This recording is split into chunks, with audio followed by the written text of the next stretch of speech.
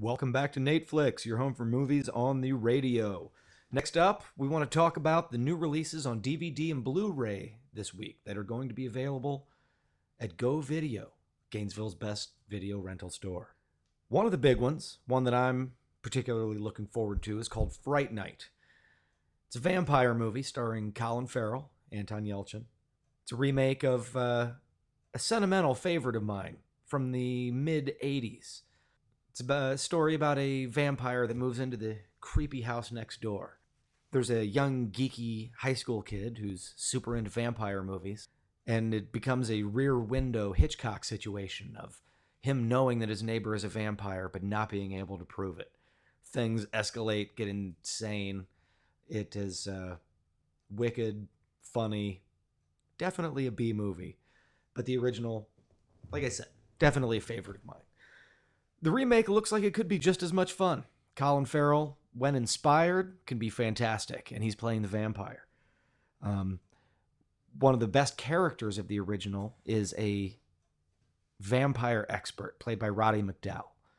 And in the remake, his character is going to be reimagined as a Chris Angel-style street magician, played by David Tennant, who I guess is most famous recently for playing Doctor Who, but I don't watch Doctor Who, so I don't know if it was any good on that. Well, there are definitely a few reasons to get excited about Fright Night. One being the main character, the young geeky kid, is played by Anton Yelchin. Name may not sound familiar, but he recently, a few years ago, at the same year, was in the Star Trek remake as Chekhov. He also played another famous character, Kyle Reese, in Terminator Salvation, Terminator 4. Played the character that was once made Michael Biehn famous in the original Terminator. But in one of my favorite movies, especially that he was in, is called Alpha Dog, where he played someone who's based off a true character, a young teenager who is kidnapped and murdered. And Alpha Dog is an incredible film.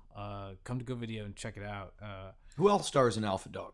Dog is... Justin Timberlake is in that, correct? Justin Timberlake. Ben Foster? Ben Foster. I love both of those actors. Also had the actor made famous by The Girl Next Door. He was also in Into the Wild. And he played Speed Racer. If you can tell me who this... actor is. If you could tell Patrick who this actor is, you win a free one-night rental at Go Video. That's right. Email us at govideogainesville.com, govideogainesville@gmail.com to answer this question. Actually, not just the first person. Every person that answers that question right gets a free rental at Go Video. That's right. So anyway, a couple of other reasons to be excited about this movie. Fright Night. Colin Farrell was amazing in the movie In Bruges. Waiting for him to get the right role, especially a comedic role to take off. Toni Collette, who's really good, is in this movie as well. She got a Golden Globe recently for her TV show The United States of Terror. The bulk of the series was the director Craig Gillespie, who's also directing Fright Night, the movie we're talking about. So if you like United States of Terror, there are two reasons to check out Fright Night. Of course, Christopher Mintz-Plasse is still alive, the guy made famous from McLovin. He plays the best friend in this film. In Superbad, yes, McLovin, who is doomed to always be in the shadow of McLovin. Also coming out on DVD and Blu-ray this week is Kung Fu Panda 2, which brings back Jack Black, David Cross, Angelina Jolie, Jackie Chan. In this case, Gary Oldman is the villain, a who's who of famous voices in this child-friendly animated kung fu animal movie. Well, I'm really excited about seeing this one because I love the first Kung Fu Panda. It is, I will argue that it is the best DreamWorks animated film. It's better than Shrek. I liked it better than all the Shreks. Wow. Better than Shrek. No. I would definitely disagree with that. Despite the movie being, having a really great script, being really funny, It has an insane amount of A-list actors that have barely any lines, and I'm so glad that they have the budget for it. Recently, side note, Nickelodeon has started showing a Legends of Po Kung Fu Panda cartoon. Yeah. And I had to check the credits to make sure that it wasn't Jack Black. Whoever this Jack Black impersonator is ridiculously good. Really? Yeah. He's so I don't know in the sequel which one is really going to be there. They had some phantom ghost Jack Black to do all his voice work for him. That is so interesting. That you mentioned that, because this is something that we see a lot in animated movies, sometimes in very ridiculous ways. Is how they get these huge A-list actors to do voice roles in animated films just to get the adults excited about going to see it as much as the kids are. And the kids don't know, they don't care about the voices, Right. But so what's the point, and this one is one of the most ridiculous examples, I think. Here's a list of the actors returning to this film: Jack Black, Seth Rogen, Angelina Jolie, Dustin Hoffman, Jackie Chan, Lucy Liu, David Cross. And the original had Ian McShane and Michael Clark Duncan, and this one had, like you said, has Gary Oldman, Danny McBride, and Jean-Claude Van Damme. Oh, nice! I didn't know Jean-Claude was in this. Mm-hmm. Now I feel like I have to point out, that most of these actors that I named may only have 1 or 2 lines in this film. As an animated praying mantis, Jackie Chan plays a monkey. Well, Gary Oldman is, I believe, an evil peacock. And quite frankly, the most exciting thing about Kung Fu Panda 2 to me is to hear Gary Oldman as a maniacal peacock. If anybody can pull that off, it's Gary Oldman. Gary Oldman's, he's doing good right now. He's also got Tinker Tailor Soldier Spy coming out. Came out last week. He's a great actor, but he's on my list, one of the all-time great villain actors. He's been a great heel in so many movies. So that's why I'm psyched about him in Kung Fu Panda 2. One last thing to mention about Kung Fu Panda 2. It was for other fans like myself, or other super Kung Fu Panda fans. Everyone's wondering why Po the panda, his father, is a goose, and we're gonna find out in Kung Fu Panda 2. So I'm really excited about that. How a goose could have a panda son in some way. I don't know. That's kind of big. They may have to save that for Kung Fu Panda 3. Oh, I can't wait. Now, if you want to watch the first Kung Fu Panda, you can check it out at Go Video. And if you want to watch the original Fright Night, you can also check that out at Go Video. If you're wondering where we are, come to our website, govideogainesville.com. If you have any questions, email us at govideogainesville@gmail.com. 2 other movies that are available to rent are the original Planet of the Apes with Charlton Heston and Tim Burton's reimagining of Planet of the Apes starring Mark Wahlberg.